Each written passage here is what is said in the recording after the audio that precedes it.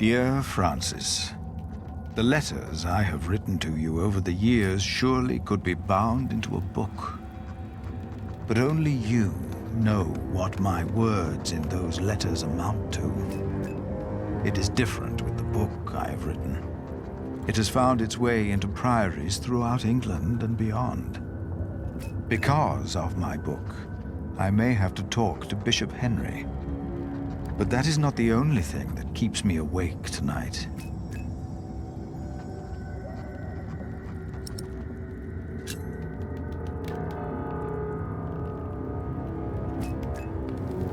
Behind a wall in our crypt, Jack discovered a hidden room. We do not know who built it. But it is likely that Prior James hid there, even after he was said to have drowned. That means he was alive when we met in Kingsbridge on New Year's Day, the day of his burial. And Jack told me he saw a man in the church the night it burned down. Was that him? And if so, did he burn in the fire that night?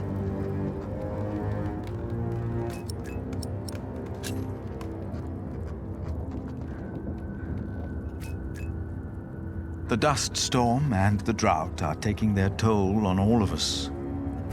Thanks to our town wall, we are safe from the Earl and the Outlaws. We've heard of places nearby being raided. We believe the attackers were William Hamley's men. We have enough food to last us another few weeks.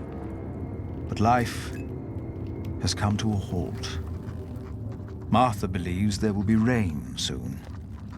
But the storm is only a harbinger of rain. I hope that she is right.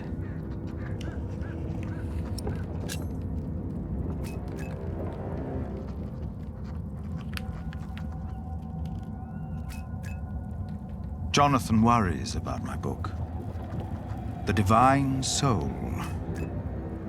In Winchester, he heard that Bishop Henry was less than pleased by what I had written. I am not naive enough to pretend I do not know why. I wrote that hope is godly, and since God made each of us, hope and salvation are only to be found within ourselves. Henry sells hope, and I am giving it away for free. If the church should ask me to clarify my position, of course I shall do so. But I feel I must give our people what they need in these desperate times. And how could I write anything else if this is what I truly believe?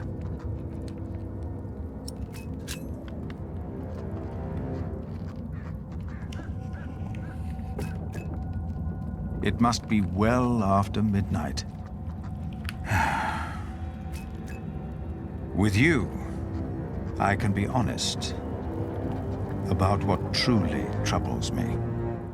Jack told me that he was responsible for the fire in Kingsbridge. I know that it was a long time ago. He told me he set fire to the roof because he had heard monks were bad people. And I don't think Tom knew either.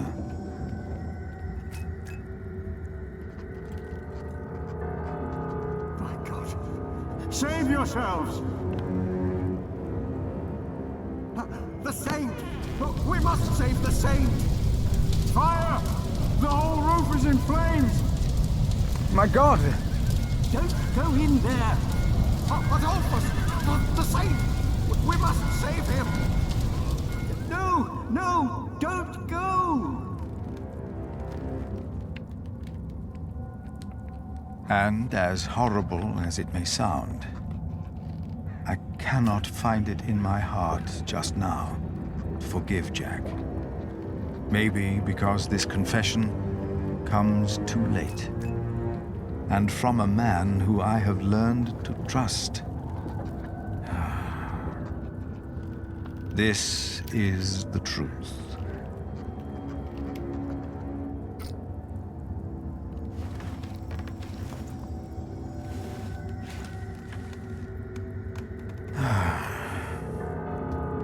I should get some air, Francis. The storm has settled down.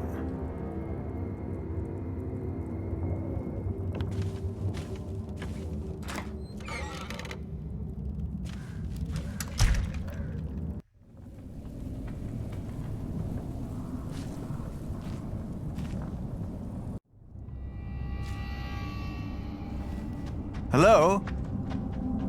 I thought I saw someone.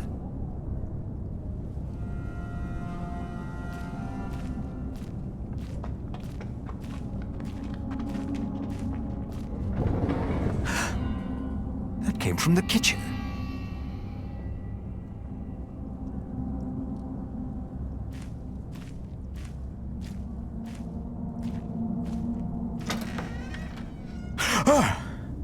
Oh, it's you. You startled me. I thought I heard something. Was that you? No, but I heard it too. Maybe Aliena came back. No. No, she's asleep. She returned a few hours ago. Damn it. Jack. Sorry. There's someone in the kitchen. Yes, I think you're right. Stay behind me. I'll go ahead.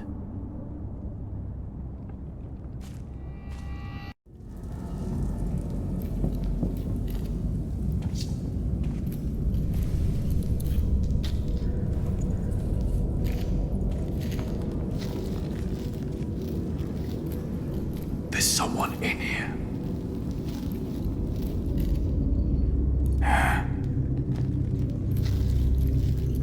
Outlaws.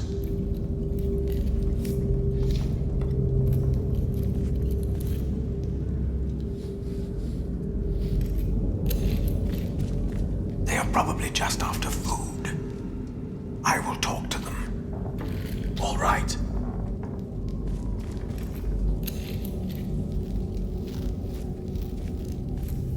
Please, listen.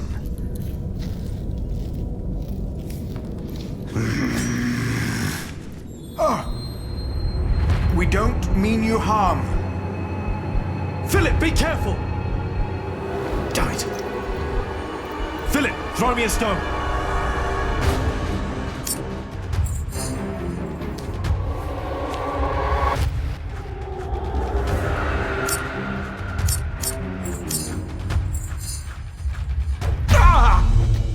Jack, no! It's him. Brother Marcus. Brother Marcus? He took Cuthbert's keys to steal food here from the kitchen.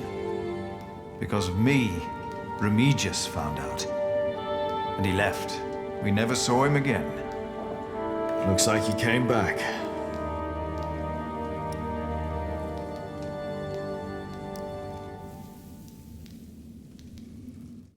You didn't mean for this to happen. No, but... What about him? Don't be afraid. Ah! Jack! Why did you do that, you animal? I will get the others. No! What? He's just a child. Just a child. Jack forgave the child, just like that. And I forgave him. For that was what he had been when he arrived in Kingsbridge. Just a child. Who was I to judge this man for not confessing earlier what he had done? I had never told his wife, Aliena, that I was responsible for her fate, and for her father's. Even that night, when we all met, I did not dare to tell her.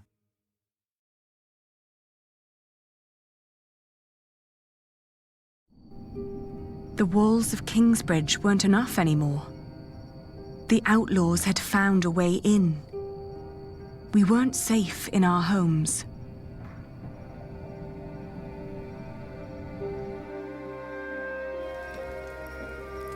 So this is what it has come to. Kingsbridge is under attack. Why didn't Uncle Richard chase them away? Why? Now, do not exaggerate. This is not a siege. We only saw 2 of them, and one of them was a child. But they almost killed you.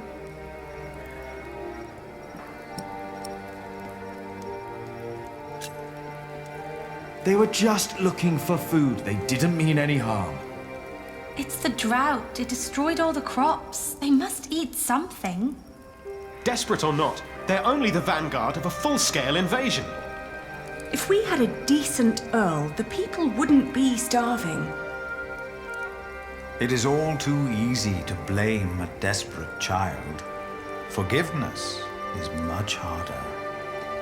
It is. But forgive we must. Can you? Forgive, I mean.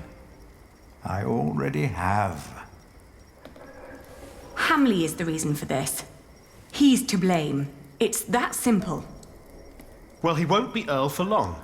The Treaty of Wallingford has been signed at last. It's only a matter of time until things change.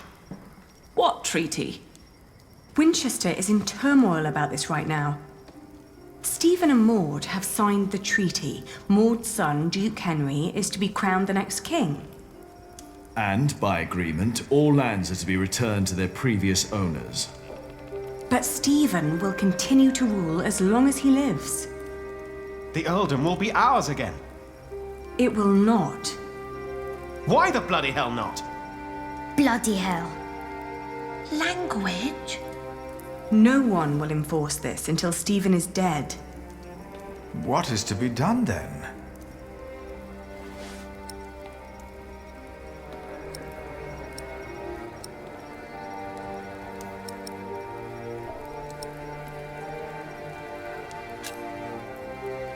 Well, for one thing, we shouldn't start blaming the Outlaws.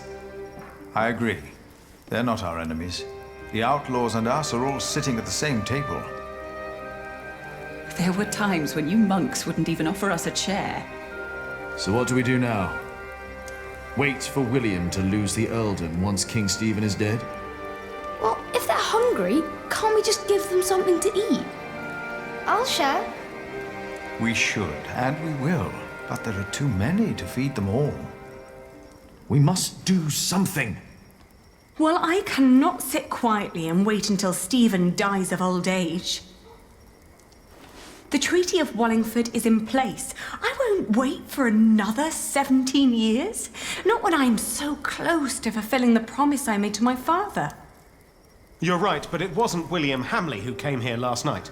It's the Outlaws we need to worry about. Well, what do we do about it?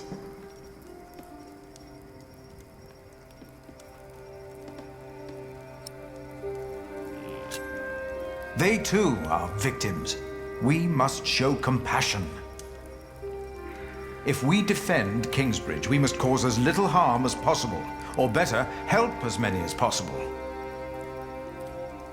Things will only get worse if we don't find a way to deal with Hamley. What about his mother? I've heard that Hamley still listens to her, that she still has a say in Earl's Castle. Yes, let's tell his mother. If we spoke to Regan Hamley, we might not need a physical confrontation at all. That'll never work. We have to assault them and take back our father's castle. Even if that means fighting alongside the Outlaws. I don't like either choice, to be honest. Neither do I. So, what do you think, Aliena?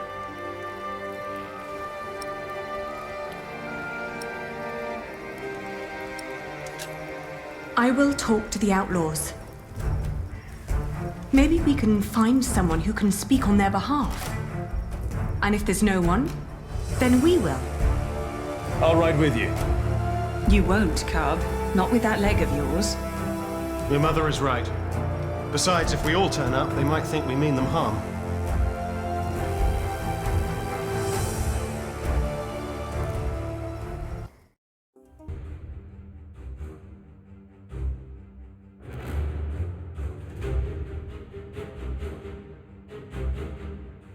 Our hopes of meeting allies on the road to Shiring were fading with every mile. The only people we saw were sitting by the side of the road, broken and starving. Shiring was riddled with death and despair. I'd heard that Wigley had just been raided by outlaws, leaving them almost entirely without cattle. Maybe someone there knew where the raiders had come from. But Calford, on the other hand, had a recent falling out with William Hamley. There was a chance that they would be quick to join our resistance.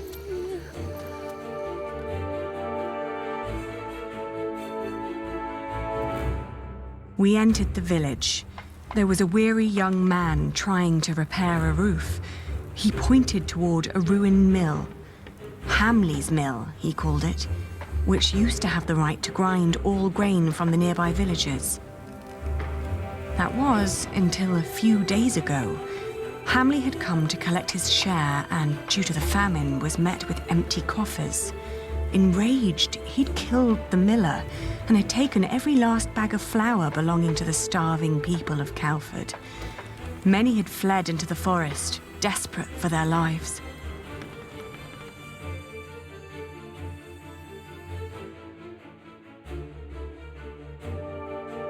As we reached Wigley, we met a farmer tending to a scrawny chicken. She told us that Hamley had claimed ownership of all their cattle. Shortly after that, the cattle vanished. Raiders had taken it, throwing William Hamley into a fit of rage. Some say they recognized the thieves, neighbors who had once lived among them. They were long believed to be among the dead. Were we really building our hopes on a pack of ghosts?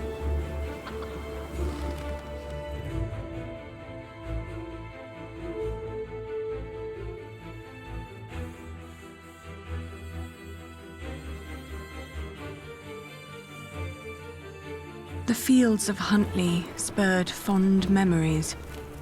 Here, I'd negotiated my first deal to transport and sell the farmer's wool. Now, the meadows had turned to straw, and the sheep were dead.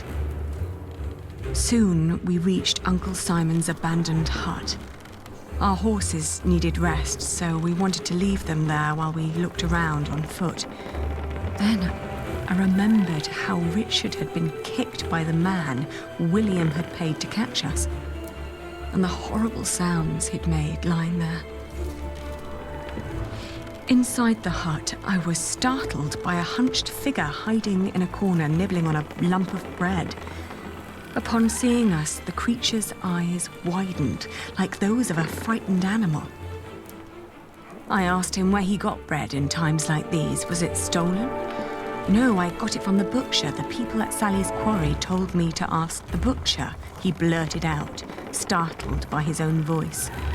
Mistaking our interest for greed, he wolfed down the rest of the bread. Before we could ask more, the frightened man jumped up and fled into the forest. The butcher, was he the one we were looking for?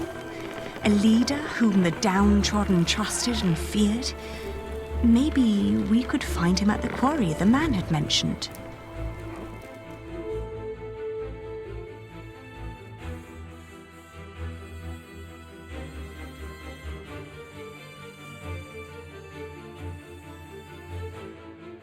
The abandoned quarry was teeming with activity. Many poor souls were gathering around a fireplace, boiling a stew from meat and turnips. It was plain to see that these people weren't held together by blood or profession, but by hunger and desperation. And by their numbers, I thought, that could make them quite dangerous.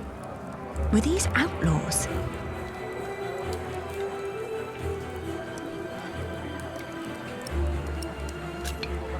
The outlaws were using a moss-covered cave and little huts as shelter. Through the cave entrance, we could see stacked crates of goods, most likely stolen. The outlaws were of varying ages and seemed almost peaceful in their little haven. Suddenly, we were startled by a shout. "Who are you?" a boy demanded with anger in his eyes. All eyes darted towards us.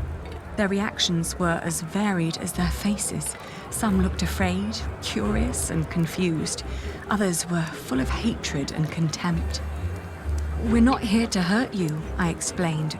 We just want to talk. Where can I find the butcher? I asked. Their faces expressed anger and fear. I explained that we were looking for food. They told us that the butcher was still in Monksfield, but that meat would come every couple of days.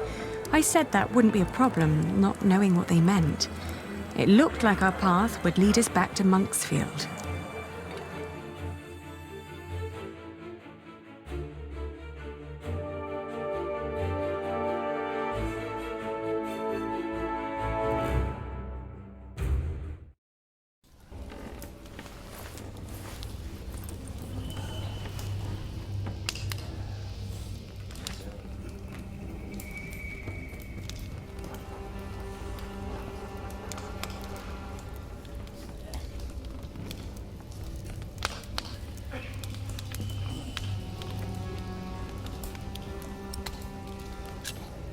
We're looking for the butcher.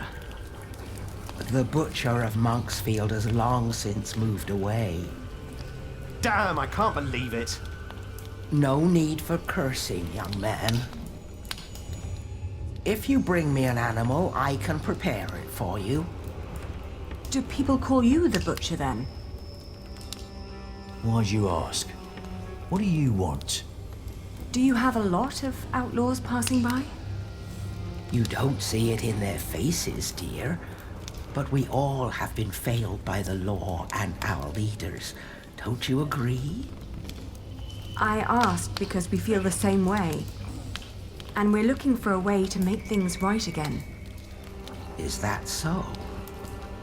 We're looking to build an army, to invade Earl's castle and kill Earl William Hamley. Oh my. If it was that easy, someone would have done that a long time ago. The poor souls I meet, they're just simple people. They're not an army.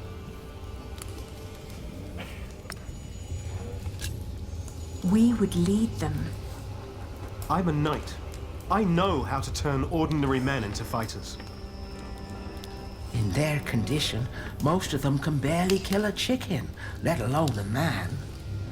These people are mothers, fathers, hard workers, yes, but they are not soldiers. We'd reward them if they helped us.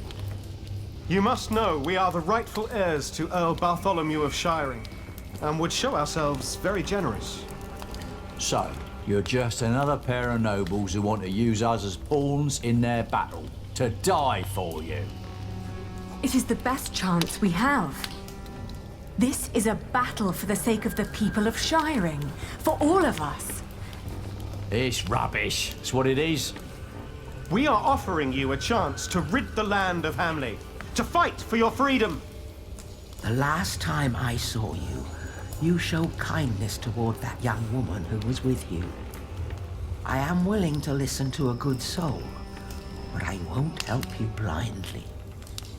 That woman that was here, that you helped, that was Hamley's wife. His wife, my God. How stupid do you think we are? Right, it's a trap. Well, how can these people put their life at risk if they do not trust you? You are not like us. Yeah. I know.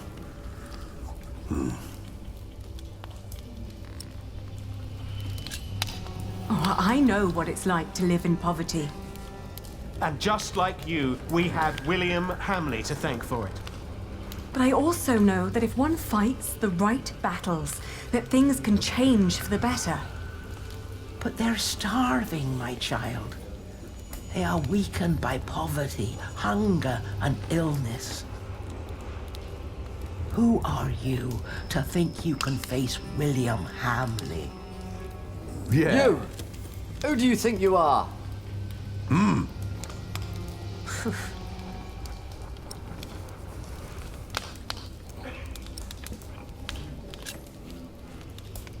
We are the children of Bartholomew, Earl of Shiring. Our father once ruled with a firm but benevolent hand. You must remember how good you had it. Well, better than now, but that's easy.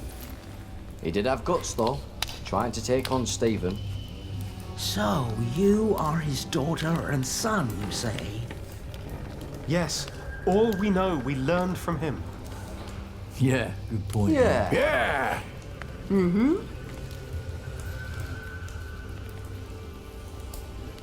Even if we work together, Hamley is too powerful. You ask us to sacrifice our lives for your noble cause, these people will die.